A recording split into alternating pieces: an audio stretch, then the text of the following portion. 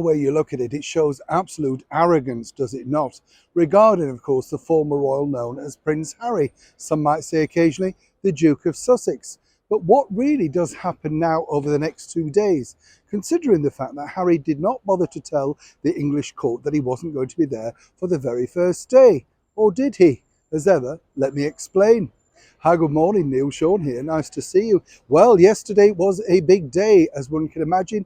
Everybody who was anybody covering this particular beat was simply there at the Royal Courts of Justice. That is because this is going to be a very big court case as Prince Harry, the first senior royal in over 100 years, goes inside His Majesty's court to take the stand and give evidence regarding his alleged phone hacking trial.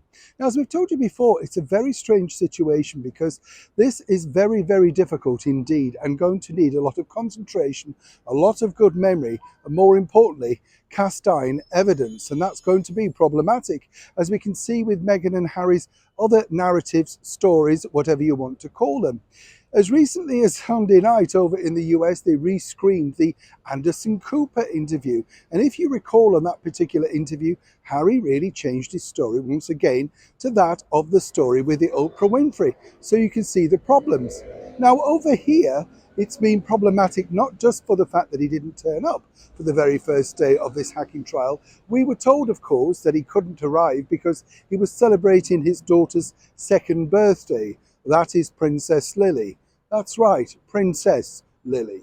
Now, of course, we all knew what date it was. The world knows what date it is. Why didn't Harry have the good grace to inform the Royal Courts of Justice that he wouldn't, in fact, be arriving for the first day?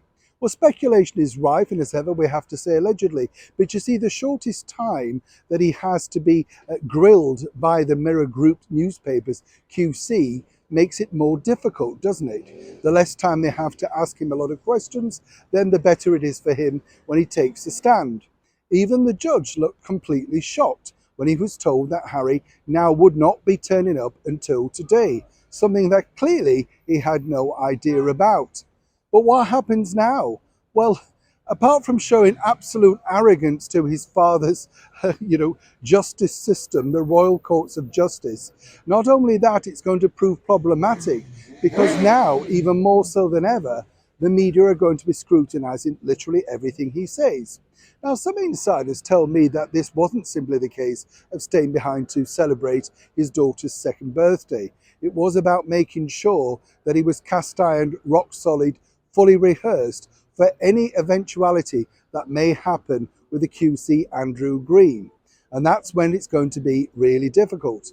But over here already, people are looking at Harry once again as a petulant, spoilt child who feels that he's above the law and can seemingly turn up as and when he wants.